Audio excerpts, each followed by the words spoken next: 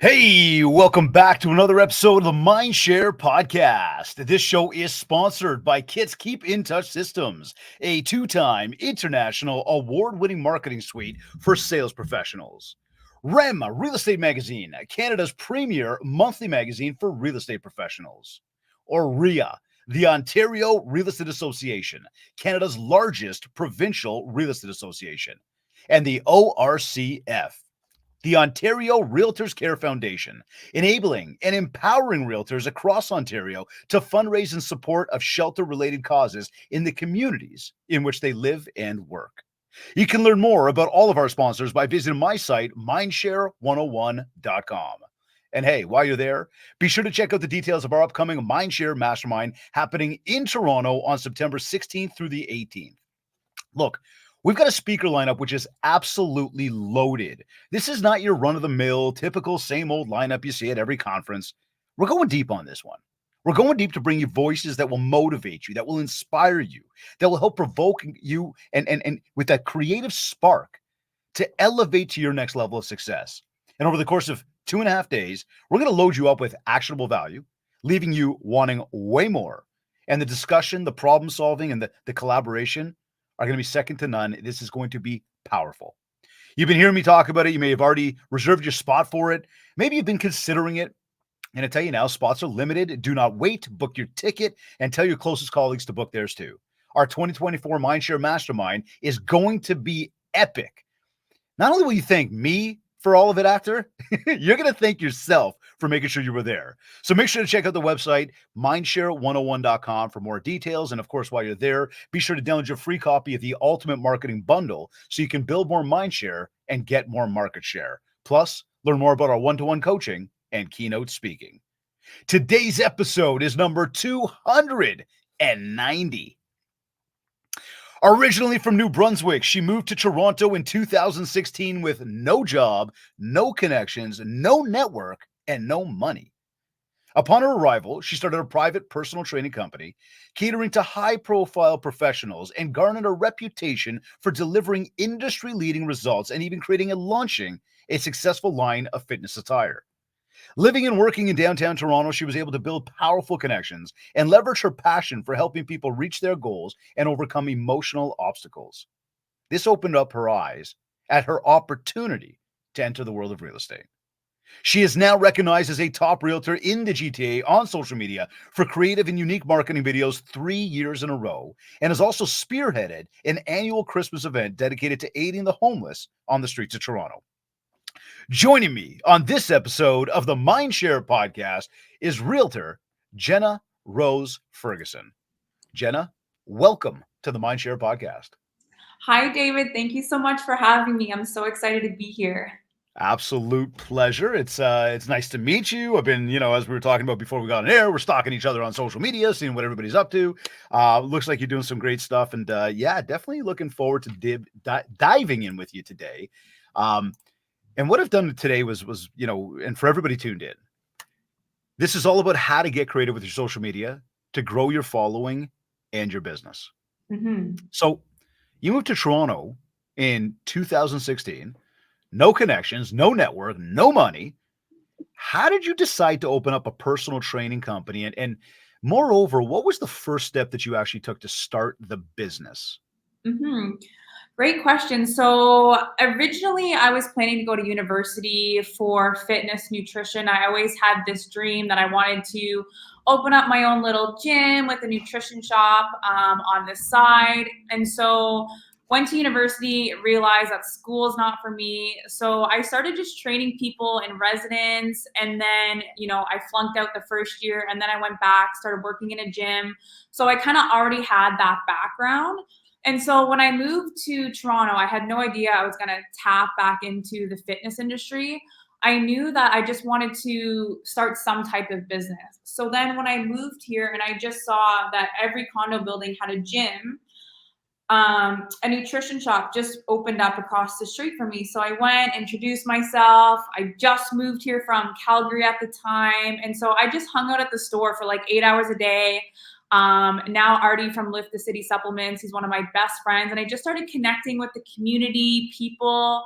And then from there, it was kind of just a ripple effect. So really, I got a couple contacts. I started training them in their gym, in my gym, and then it was kind of like repeat referral type of thing. And that's kind of how I grew the business over the course of 3 years. And how long you were running it for 3 years, that one? Yeah. Okay. So what was in doing that? And I know you said you hung out there, you started talking to people. Anything beyond that? Like if I said to you, what was the trick to developing a consistent flow of business? Yeah, so I would say at this point, it was more or less when I met a few people in the store. I think I got like one client out of it, Yeah. and back then, social media was really just starting to pick up. Like, I don't even think stories were out at this point. So I was really old school. I printed off flyers. I went around City Place, Fort York. I just put them on posts, started talking to people. And then as you start meeting people, you start to figure out where the spots are to hang out, to meet people that had more money. So I started going to the Ritz. I started hanging out across the Starbucks in Yorkville, and so I just really started to connect people that way. And then it really just took one or two clients who really liked the training, that had wives or friends, and then I really just started to build it that way. So hold on, hanging out at the Ritz, hanging out at Starbucks, and we're gonna take this full circle back to real estate shortly here. Mhm. What does hanging out mean? Like you go buy a drink, you just sit there, or do you buy a drink and go talk to people? Yeah, so I just buy a drink. I pretend like I was doing work, but I was kind of just hanging out on like Kijiji or Facebook, doing outreach. And then I would just see people because I was going there every day. Because again, I didn't have a job, right? So I could hang out there for like 5 or 6 hours a day, and you would start to see the same people come in, or there's people sitting across from me with no headphones on, and then I would just start to like talk to them and say, hey, I just moved here. I'm looking for recommendations of, where to go out for dinner, or, what's the best gym around here. And I started started having conversations that way. I would get them on Instagram, and then they would see, we're in fitness. And sometimes it wasn't even like that day that I would bring up personal training. It would be more of like, okay, we kind of built a relationship there. You get them on Instagram.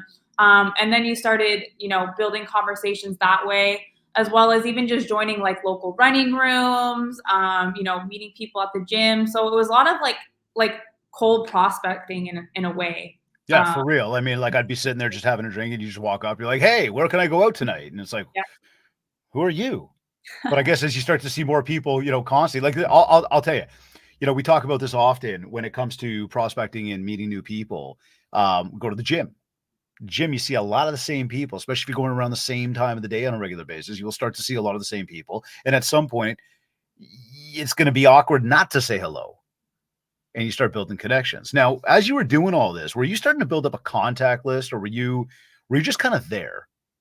So I didn't have any type of systems or anything like that. At this point, I didn't really have any business background. It was more just pen and paper, on a little notebook that I still have. So, just getting contacts that way. Or if I met someone at Starbucks and I got their Instagram, I would save their page in a little folder, and, I would always follow up the next day. I was like, hey, thank you for that recommendation. It was so nice to meet you.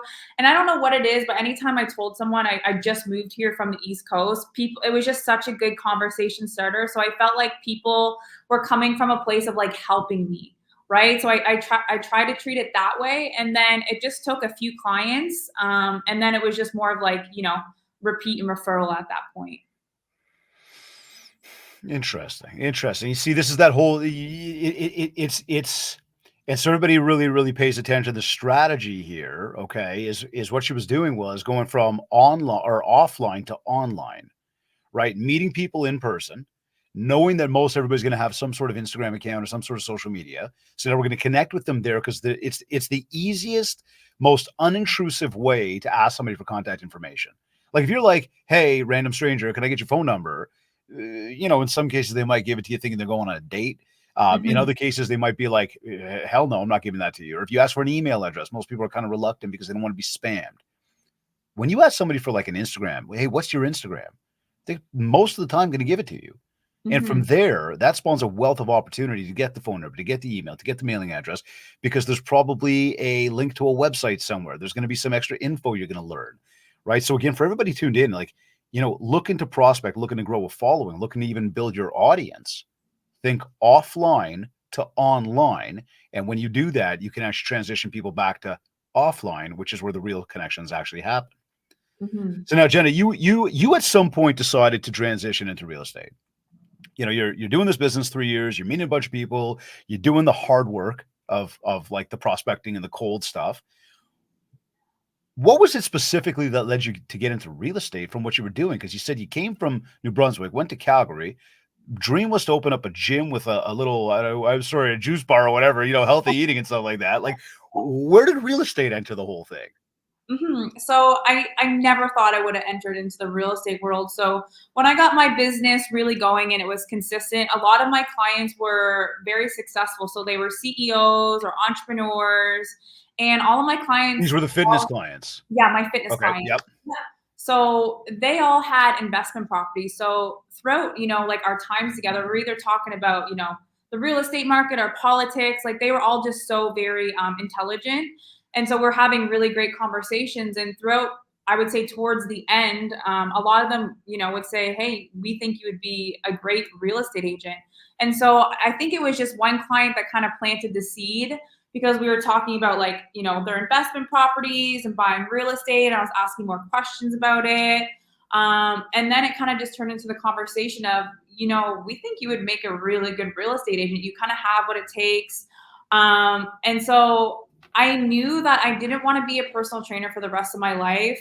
I did it when I was younger back home. And then the only reason why I did it here was because I saw an opportunity to make a lot of money under the table. And so I knew at some point I was going to have to pivot. I just didn't know what that was. And then it kind of just happened naturally. So at that point, I said, okay, I'm going to take my real estate license. And when I get my real estate license, I'm going all in. Like, I'm not going to keep doing this anymore. And so that's exactly what I did. I, gave my clients to other trainers or some stopped. And then I just went all in. And then thank God I did because 3 months later, the pandemic happened and everything shut down. Wow, that's right, eh? So here's an interesting one. So you had this dream, you had this vision for the fitness side of things, and then all of a sudden that just switched. hmm How did you get yourself over the hump mentally to go, I'm going to give up that dream, that vision I had for me, and move into this other one without looking backwards? Yeah, so I think it was my dream when I was a teenager, and then when I went to university. So when I went to university, I was going there for nutrition. I was training girls on the side because again, social media wasn't popular yet. I was doing bro science and I was writing nutrition plans on a little sheet of paper and handing it out in the dorms. Then I went back home at 19. I worked at Good Life for a year. I liked it, but I wanted something different. So the reason why I moved away is because my thought process was, okay, I'm gonna go, I'm gonna bartend, I'm gonna save up all this money, and then I want to open up like my own gym. I don't want to be a trainer. I didn't see that, being long term for me. However, when I moved to Toronto, I just kind of saw that opportunity. And so for me, it was more the lines of let's just use this as a building block and a stepping stone until I kind of figure out like that next move for me. Okay. So now you're restarting a whole new business again. Now hmm it's real estate.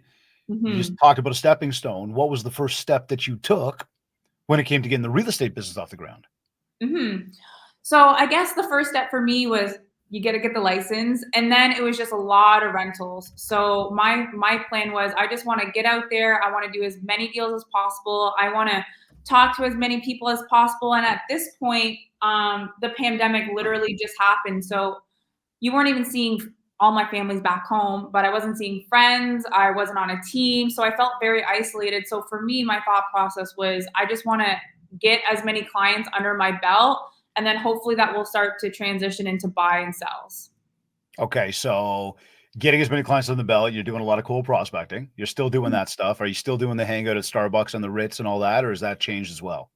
That's definitely changed, I would Okay. say, because again, I think COVID more or less made me a bit introverted. So that was my plan going I think it into did real that to estate. everybody to some degree. Right. And then, so that was kind of my plan. And then the pandemic happened. And then when things started to go open back up again, for me, I just wanted to get back and I wanted to start door knocking because I wanted to become listing heavy. So door knocking was a big one.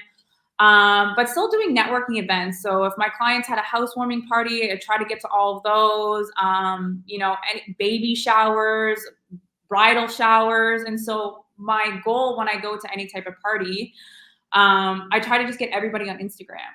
And so Nice. by doing that, then it's like they can see what I'm doing on a day to day, and then after maybe a year, 2 years, or right away, you'll get that message of, hey, I'm looking to buy, sell, or I know somebody. So did the first deal that you did, and I know you said a lot of rentals, whatever, but was the first deal you did, was it with somebody you knew or somebody you had no, like you had literally just met? So the first deal I did, he actually found me on Instagram, and that was yeah, he found me on Instagram. He liked my content, and that was like a little luxury bungalow in Etobicoke, and that was from Instagram. So I mean, you're in that literally through being consistent with your Instagram, just with your content. This person reached out to you, and then next thing you knew, you're doing a deal. Exactly. And so what I also did in the beginning too is I would get permission from other realtors if I could film their house with a professional like photographer. And so most of them said no, but the one or two that did allow me, I kind of just made it look like it was my listing. And so I made some really fun listing videos of the home. And so I did that a few times. And I think that's where, he got the confidence thinking that, like this girl sells a lot of real estate. But in fact, they weren't my listings. I just made really cool, fun videos that were engaging that caught his attention. Interesting. Okay, I want to get into those in a moment, but I want to ask you, as you got into the game of real estate, and we got a lot of new people still coming into the game, we got a lot of people that have, gotten in, let's say, similar time as you, kind of getting into the pandemic time. What would you say outside of the pandemic itself and the impact that that had on everything? But what was the biggest learning moment that you had right off the top of the new of like your brand new adventure into this game of real estate? Sorry, repeat that one more Like time. biggest learning moment where it's you almost walked in going, here's what I think it is, and then all of a sudden you're doing it and you're like, whoa, wait a second. Here's what what really hit home for me, that light bulb moment that almost goes, hey, this is what you need to know in order to be successful. hmm So I think my biggest light bulb was my brokerage is very much don't reinvent the wheel. You have to talk to people, reach out at least 33 times. And so I didn't really understand the impact of that. And so I think the biggest light bulb for me was, seeing people that, were doing other transactions when maybe they did a rental with me, but it wasn't really staying on top of them and keeping that relationship. So I think the biggest light bulb again was really just being consistent with like your nurtures, your outreach in your database, and making sure that you're top of mind because there are so many realtors. And if you're not consistently building that relationship, even when the transaction is finished, you might lose them to somebody else. Love that. Real important point right there, Jen. And I love the fact that you actually realized that pretty early.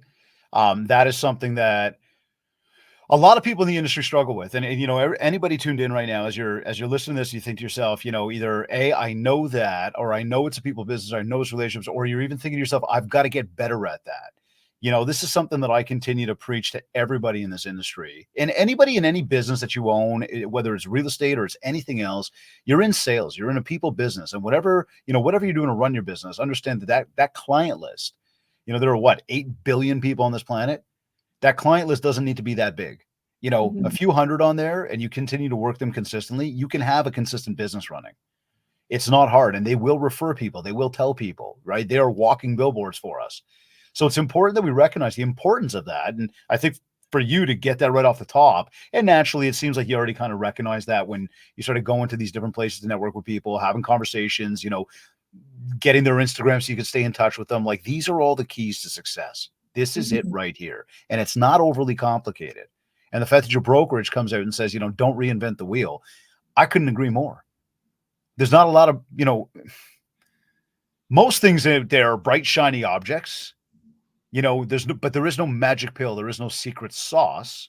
It does come back to building mindshare with the people that know you, like you, and trust you. Mhm. And the more you do that, the more opportunity you get. So now you said that the first deal came from somebody through social media. You recognized, I guess, pretty early as well that social was an important channel to be leveraging. Right off the top here, we mentioned that you had been recognized as a top realtor in the GTA for social media. What was the criteria that earned you that recognition? Do you know?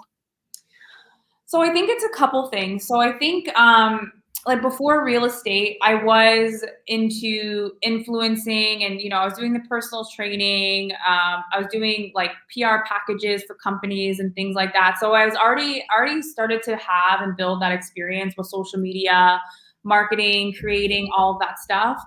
But then when I went into real estate, I actually had to make a transition. So before my Instagram, personal trainer, fitness, I was a bikini model.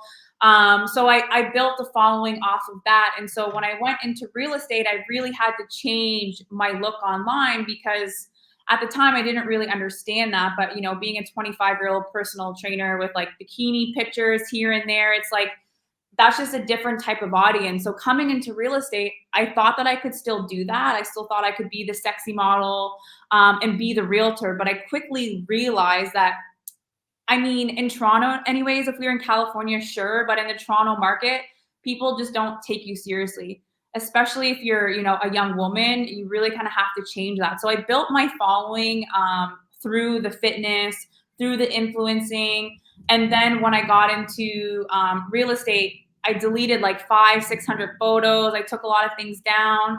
And then I recognized that, okay, if I can build it that way, I can do the same with real estate. And so then I just started to get really creative. I started making funny videos or, maybe having a little like sexy, flirty videos, but still appropriate. Again, just to attract engagement. And then kind of from there, I think it had again that ripple effect of, I was doing things that were more creative and funny where people at that point were still, welcome to 123 Main Street. For me, I'm like, let's put on a Santa suit. It's Christmas time. We have a listing video, dress up as Santa Claus and bring me my Christmas present. Right. So things like that, I think just got a lot more engagement. And I think that was how I think that's how I got noticed through that. So okay, you just mentioned about the Santa suit. You mentioned about what you recognize there, and I think some good observations as well around what's going to attract my audience. So in fact, I was having a conversation with somebody about that yesterday, and the question came up of do you believe culture is really that important? And I responded by saying, well, culture of what? And really, the depth of the conversation was very much around the culture that you bring to the table of who you are, and how are you attracting other people that have a similar culture already, have some like-mindedness to one another. I love my Harley. Other people that love their Harley, there's something to talk about. I love hockey. I love baseball. So, being able to talk about those, I got my family. So by sharing and expressing that type of content, I'm going to attract people that have similar likes, similar interests, similar hobbies, and there's a like-mindedness there to create a culture. And that's again all about recognizing who is our main audience. Excuse me there. So, question. As we talk about that, how do you come up with those different content ideas? Like thinking through about the Santa outfit, which you just mentioned, or anything else you got going on. Because again, doing some friendly stalking on Insta before we got online together, looking at what you're posting, I think a lot of people come up with this question around, or maybe even a roadblock for themselves around the content, the Mhm. ideas. How Mhm. do you come up with the ideas you come up with? Like, I guess there's the first part of the question because I'm going to take us through now, and I really want to answer this question about how to get creative with the social media, so everybody here can leverage this conversation today. But again, I guess that first question is, how do you come up with your content ideas? Mhm. So honestly, I bring around a little book that I have because I can get ideas at any point. I find I'm on the road a lot, so sometimes I'll just be drifting and I'll come up with the ideas that way. And it might Hold on, only hold be on. You're driving along, you start just drifting and start writing down, like, it sounds dangerous. no, I mean, I'll just be driving, and you're kind of just long hours on the road, so you're thinking of things, right? Or you're kind of on autopilot. So I do carry around a book where when I do think of ideas that will just randomly come in my head, I just jot them down. I find I can be more creative at nighttime as well. I find that's when I'll get like the juices going.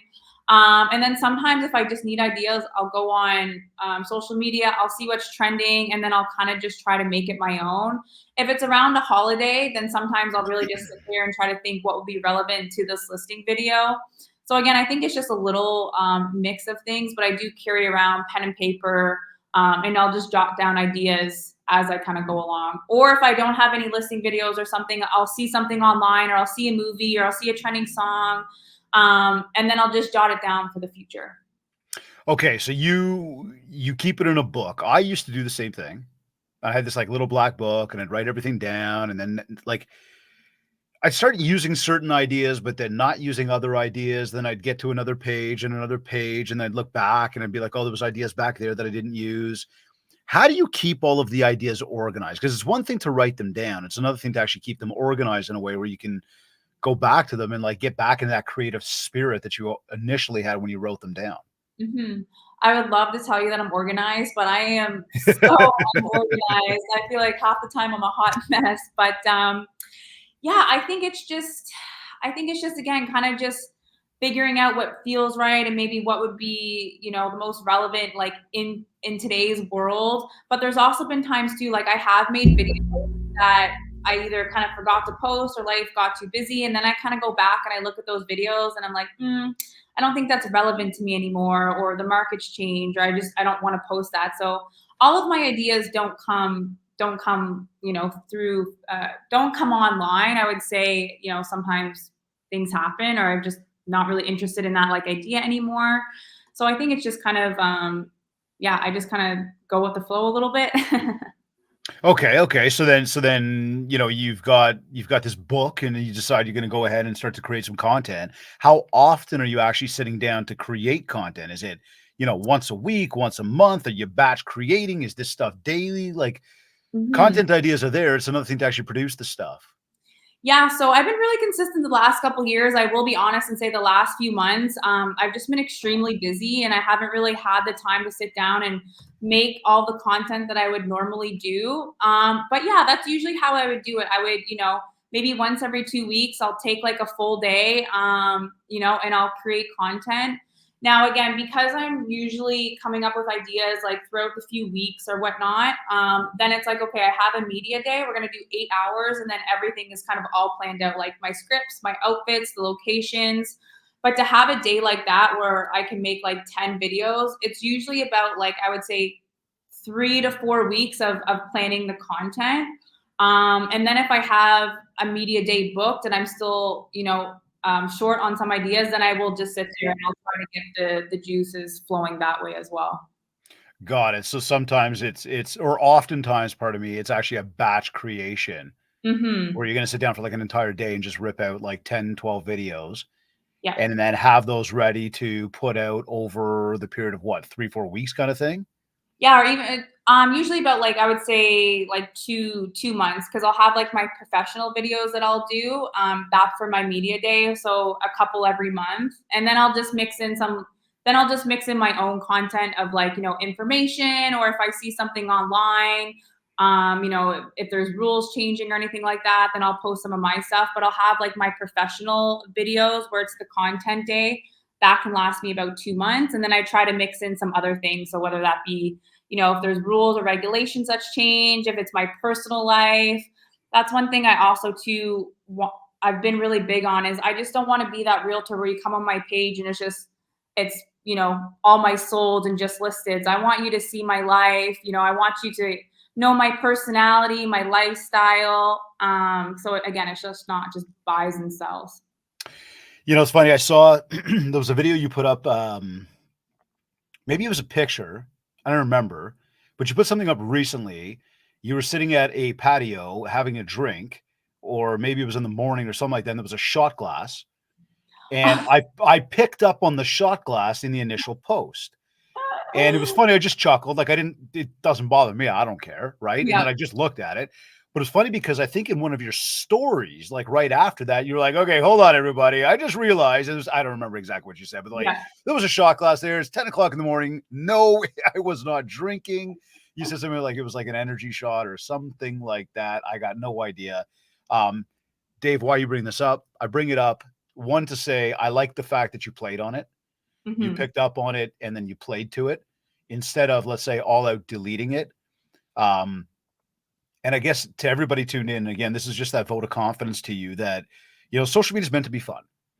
And as Jenna just mentioned, she doesn't want to just be the realtor, but she wants to have personality and be herself. And this is something that I share with everybody all the time. And if you're following me on social, you're going to see the exact same thing. You're going to get the business professional and you're going to get the real life. And quite frankly, the person is the exact same. And Mhm. that's something that's important because this comes right back to, again, a moment ago where we talked about, culture and finding your audience and like-minded people. It's very much about, do we have something in common? So Mhm. be yourself, I guess is my message, own it. If you make a mistake on something, you catch yourself somewhere, have fun with it. And again, to you, that was one thing that I just remember from the other day watching that. I thought it was smart. It was good. It was a good idea to do that because it even like I chuckled at it, right? And I was like, yeah, I like the way we played off on that. Mhm. So anyways, nice job with that. But when it comes to content, we talk about batch creation. We talk about writing down our ideas on the fly. I used to write it down in a black book. Then I went from the black book to an Excel spreadsheet. Excel was very like unstimulating, like you just boring spreadsheet, right? So I moved into something called Trello. You ever heard of Trello?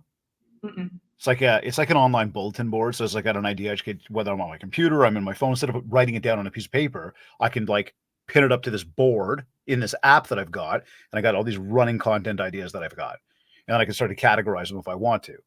Um, but again, that's just idea tracking.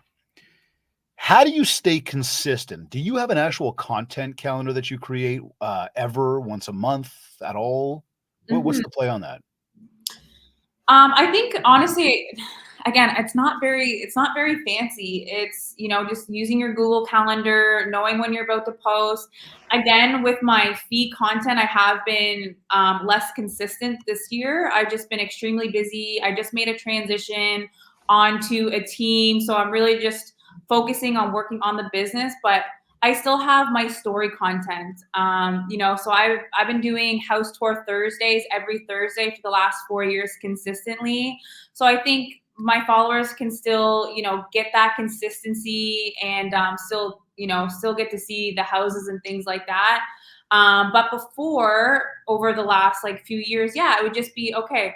I'm gonna do content like this day, this month, and then I'll have kind of like a spreadsheet of like when I'm gonna post it type of thing. But it's really not anything fancy. I don't use a whole bunch of apps.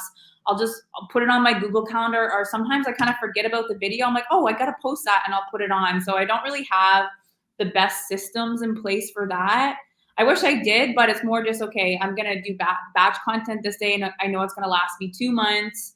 And then again, throughout that 2 months, if I see something online that's trending or a new rule that just came, then I'll just throw that into the mix as well. Gotcha. Okay. Now, I would say you seem to have found your consistency and your ease with it to post. And obviously, you did mention a moment ago being real busy. It's kind of gotten you away from a little bit of that.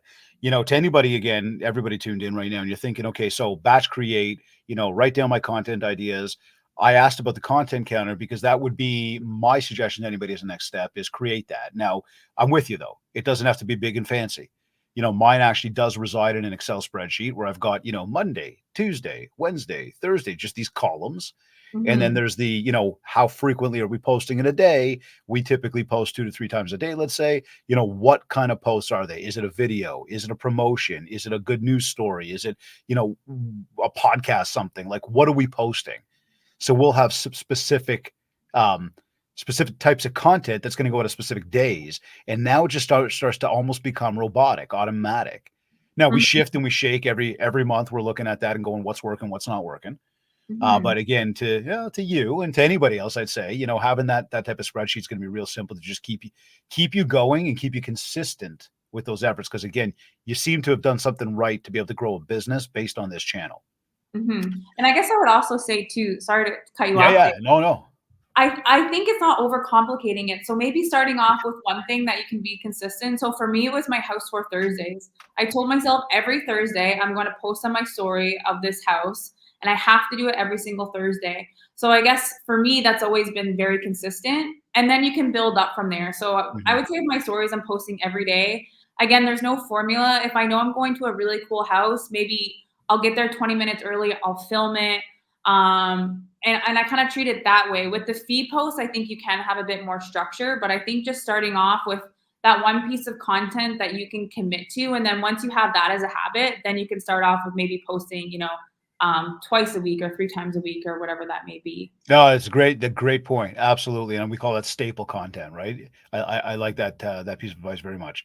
Now, in terms of time that you scroll in a day, do you have a specific time of day or specific, amount of time in a day that you spend, engaging with other people, that you spend going through your social media in a day, or are you just kind of randomly on there like most of the world is?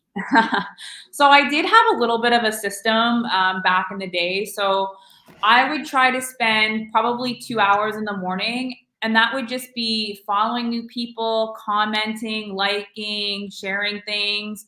And again, I kind of mentioned earlier, if I gave someone my Instagram, I would keep a little folder. So what I used to do in the beginning was I would type in, Toronto business girls or Toronto CEO, and I would go and I'd follow these girls and I'd keep them in a little folder, as creepy as that is. And I started to build relationships that way. So I started following them, commenting on their photos. Now I only did this with females because if I did that with men, they would probably get, different ideas in their head. And this built such great relationships. So I was doing that consistently for a couple years. And I had some instant gratification where, after a couple months of doing that, I had, someone ask me to list their place. It was a buy and a sell. And now I'm just seeing it happen, 4 years later. Someone just sent me a referral for a buy. And that was from when she asked how I knew this person. I'm like, oh, we're just Instagram friends, like never really met her. And she was just like, oh, wow. Right. So it's within a few years later, I'm still just starting to see that. But again, I will be honest and say the last like 6 months this year, I've just been kind of running all over the place and not focusing on it as much. But that's something I do need to get back with because I think it can be super powerful.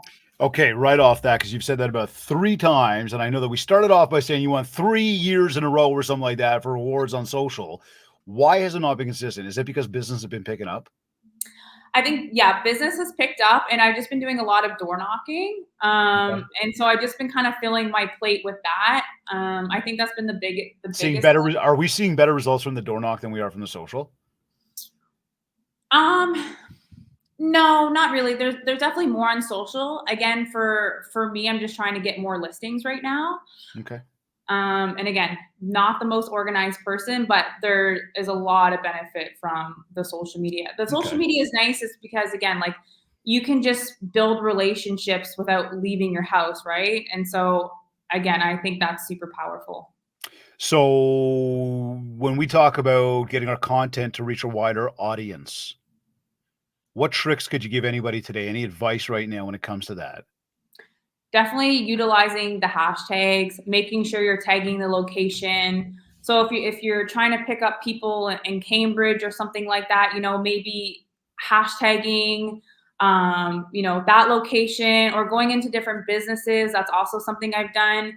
Going into local businesses, and then if you can ask them if you can shoot some free content for them, and then you're posting in that location. So I think that's a great way to expand your audience if you're trying to get in different locations. Okay, cool. Yeah, no, I like that. So hashtagging, tags. It's really a lot about tagging, which is going to get Mhm, us further out there, and then obviously, collaborating with other businesses who have their own audiences, other people. mhm, Even like you and I are doing right now. My mhm, audience now gets to see you. Your audience gets to see me. And there's the power of social media, for everybody right now. It's every time you're going into a local shop, every time you're going into to connect with somebody, include that person in the post. Include them. They will reshare, and now you're getting wider. Absolutely. I think collaboration is huge, right? Even just making content with your mortgage broker or your lawyer, or maybe Right. maybe it's within your brokerage, but they're in a different location, or they're on the opposite end of the city, type of thing, right? So I think collaboration is also a great way to expand your audience. Now, what about so like just going specific to video? You've done a lot of it. You do a lot of it. Are you recording yourself? I know you mentioned media day. Is that you obviously hiring a team? What's just the sort of when it comes to I want to put a video out there? Mhm. Explain the process to me or us. Mhm. So again, I feel like I live a lot. I would say 50% of it I live in the moment, and then 50% of it is planned. So I would say for sure every day I'm at least posting on my stories. So if I'm, Yeah. if I'm showing some really cool houses, or if again if rules or regulations have changed, or even if I've made mistakes, so sometimes I'll come on here and be like, listen, this is how I lost a client, this is what I did. And I think people really love that because it's super authentic. You don't have realtors coming on and saying, this is what I messed up, this is how I lost this client, type of thing. And so again, sometimes I'll just live in the moment. If it's, I'm having a really cool day, or if I had a really cool conversation, or if a client asked me a question that I thought was beneficial to share with people online, I'll just hop on my story and say, hey, I was just talking to my client and he asked about, uh, you know, first time home buying or something like that, right? I'll come on the story and I'll share that with people. You can make polls, you can make quizzes, so then people are engaging with you, and then your Mhm. story views go up, and then you can just have more conversations with people. So now, stories is one thing. Is we're being real raw when we do that, just recording right on there. When Yep. it comes to the other videos that you create, is there a Mhm. particular program that you use to edit your videos, or do you send that off to somebody? Yeah, so for my professional videos, I have someone who edits it, and then if I'm gonna do it myself, I use this kind of app called VN. So that's similar to InstaShot. I know a lot of people know of InstaShot. So that's when you can kind of edit everything on your phone and make it super simple. Cool. Now, if you're recording your own video, you're editing your own video, then you're posting it. What kind of time does that usually take you? Ooh, that could really depend on the post. I could spend Right. anywhere from 30 minutes to 2.5 hours. So it Okay. really just depends what I'm posting. If it's a, simple house tour, that could be, 30 minutes to an hour. If it's new, rules or regulations that come out, then that could take me a little bit more time because now I also have to research a bit more. So it really can just depend what content. I find if it's information, that will take me a little bit longer because I want to really make sure that I have all my ducks in order and everything makes sense, opposed to like if it's just personal content, or something like that. Okay, so wait, you've spent let's just call it 2 hours putting a video together, and now it's time to share it out. You share it out. How do you gauge whether the 2 hours you just spent doing this were actually worth it based on the results you got over here? And what like, is it views? Is it likes? Is it engagement? Is it Mhm. direct business? Or is it like, I don't even look at that, I post it, and then I go back to work for the rest of my day, and then I come up with more content and just keep putting it out? I know some people really do track their insights and things like that. For me, I don't try to get too stuck up on it because I used to before. Like your information videos, most of the time don't get as much views as maybe some of the other flashy stuff. But again, I have a lot of my past clients on there and friends and people that I'm building businesses with. So long as they're seeing that, and again, you can post it on your story and then you can go down and see who's seeing it. When I see that a lot of my clients or people that I'm nurturing or trying to get as clients are seeing that, then that makes me feel good. I don't need 20,000 views on a video for it to be successful. Would that be nice? Yes, but if the people that are seeing it, are the ones that are important to me, I think that's great. And then if you can pick up a few extras along the way, then I think that's amazing. Gotcha. No, I like that. So what would you say to anybody who's scared to get on video here in 2024? I would say just do it. I think a lot of people get stuck up in their heads of, being scared or being judged, but the one thing with video is that you can retake it as many times as possible. For me, I was comfortable on camera, but when I got into real estate and started talking about first time home buying and land transfer, oh my god, I was so nervous, but again, you can just film it as many times as possible until you get one that feels good for you, and then just post it because most of the times people people don't really care about that stuff. It's just doing it consistently, and then eventually it just becomes second nature like anything. I couldn't agree more. Now, you mentioned door knocking. Love hearing that. Love, love, love hearing. I know so many people that just don't want to, and I'll tell you that 96% of people asked say they do not do it. Of the 4% who do it, 99% of them say they see business from it. So, a little vote of confidence to you that you're doing it. Keep it up, whether you're getting the results or not, because most realtors aren't, but most who do get a lot of business. It works. Now, to that, do you make phone calls every day? Yeah, I would say, well, pretty much a few days a week for sure. Do I do it every single day? No. But a few times a week for sure. And that's like checking calls, follow up calls from open houses or door knocking. I would love for it to be every single day. But again, I feel like some days you just get caught up with showings and you're on the road all the time. But a few days a week for sure. Absolutely. You have to. What about sending a newsletter? Do you send a newsletter out?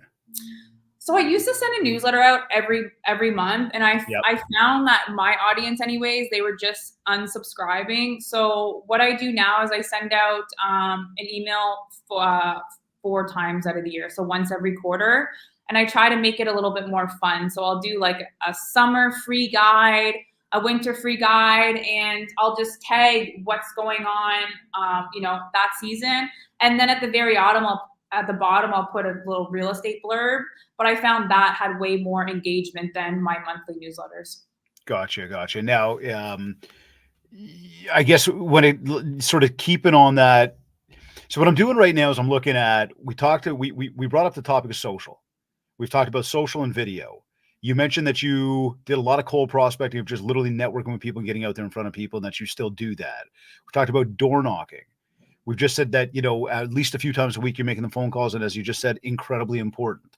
So we're leveraging a number of different channels to get out there in front of people. Obviously, we just talked to the newsletter briefly. And what I'm trying to help everybody understand, and audience talking to you right now, saying, it's not just social, right? Mhm. In order to make the social come alive, we have to do the other connection points, right? Mhm. Sometimes those connection points are actually what spark us to get on social with somebody. Sometimes it initiates from social, but then it's got to be taken. Now it's from online. It's got to go offline. And that's really where you're starting to it seems like you're really having your success in real estate. And I feel like that's most of it. Like again, there are I would say probably 60% of it is I'm meeting people in person, and then I'm getting them on Instagram. So, Right. people that come through my open house, I see their first and last name. After the open house, I'll try to find them on Instagram. I'll get them there. And then that rest of the 30% is me just adding people on Instagram that live in Toronto or live in Mississauga and building relationships that way. I find both are great. However, if you do meet someone first in person and then you can nurture them on social media, I find that's way more natural. But I think both are great. Both are great. Whichever way you decide. So on the social media front here, what's the one thing that you feel just everybody needs to know about social media? Is there anything in particular that you might say, oh, know this or do that? I mean, and I might just preface that for you and make a suggestion here that talks to likes, views, what the results look like. What would you Mhm. say? I would say social media is always changing, and you really have to kind of keep up with the times, and follow that. And I think it's just being consistent with it. Start posting every day.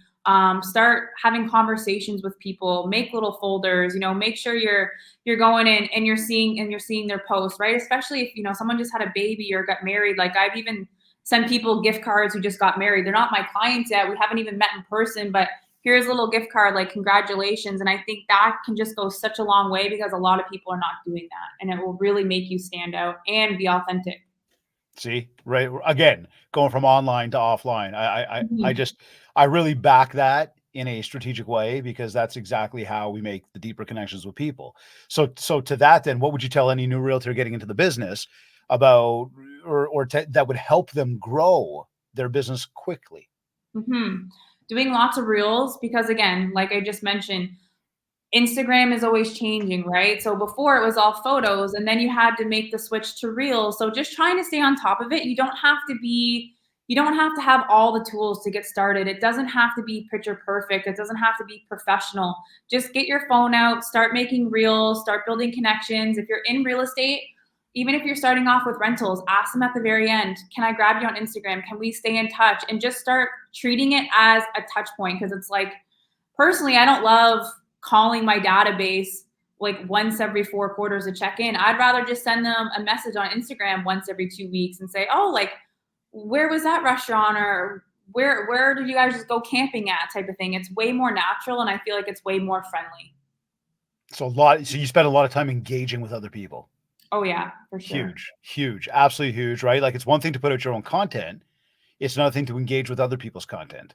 We had a Absolutely. guest recently, Asif, who said something. What do you say? He says,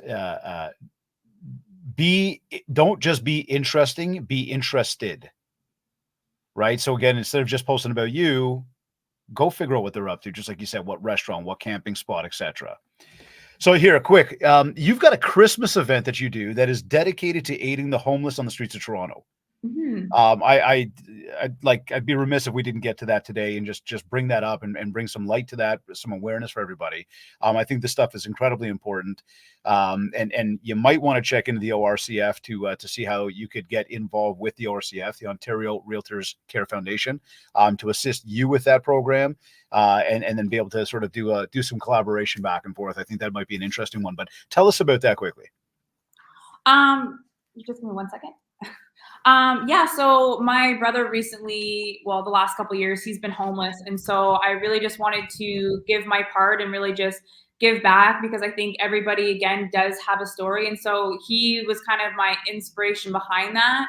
Unfortunately, he is still homeless. So I feel like by me just doing this part, I hope that, maybe you know, something could come out of it that way. But I think it just helps me connect to him in some ways, even though he's back in the East Coast. So I try to, again, just give back to the homeless. Everybody has a story, and yeah. What would you say to everybody about making time to get involved with something? Why they should make time to give back to the community? I think just I think just giving back in general, I think creates a lot of really good karma. I just think it's really important to do, when you give back, then you also, it allows you to open up and receive. So I think, with anything, it doesn't have to be homeless people, but just taking something that, is important to you, and, just being able to give back to the community, I think is really important, and it makes you feel really good. And if you get some real estate out of it, sure. But I think, again, it's just when you give back, then it allows you to receive a little bit more. Love that. So you've gone through all this stuff. You're doing all these great things out there. You're having success. You're selling real estate, meeting people, posting on social, giving back to the community. At the end of the day, you lay your head down at night, every single night. How do you, Jenna, know it's been a successful day for you? Oh, that's a really good question. I think just going to bed at night, just being happy. I think that sometimes you have days that are all planned out, and you have this checklist, but the reality is sometimes you don't always get to it, right? So I think just waking up and going to bed happy every single day, and not just not being stressed all the time. I think there was a point where I was so emotionally invested into some of these deals, and it was taking happiness away, when all you can really do is you can do everything in your power to make transactions and things go smooth. But just knowing that it's sometimes it's not in our control. So just making sure that you're happy, I think, allows me to know that I've had productive days, or it was a good day. Amazing. Listen, we ask that question at the end of every show. Nobody ever talks about money. Oh, people are always talking about help and happiness. So great answer there. Jenna, final words. First, where can people find you on social? They can find me at jenna.rose.realty. Perfect. Check her out on social media. Get a sense of why we brought her on today to talk about how to get creative with your social media to grow your following and your business. Jenna, some final words you want to share with everybody to get out there to build more mind share so they can get more market share. Yeah, I would say, don't get stuck up in your head.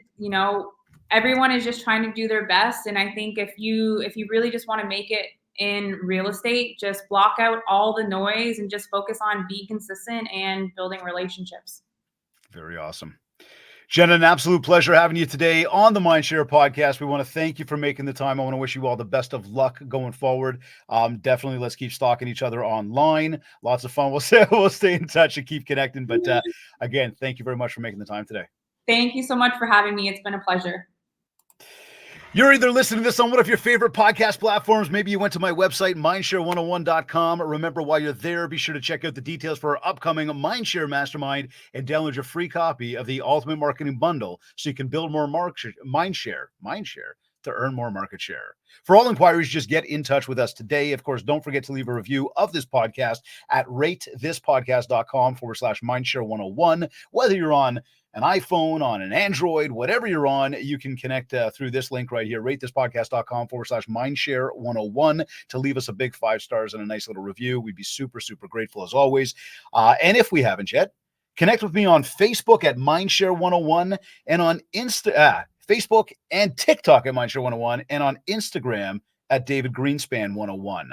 Need to take a quick moment here to say thank you, a big thank you to REM Magazine, OREA, the Ontario Real Estate Association, and the ORCF, the Ontario Realtors Care Foundation, for sponsoring the MindShare podcast. Of course, a big thank you to Kits as well. This has been another episode of the MindShare podcast.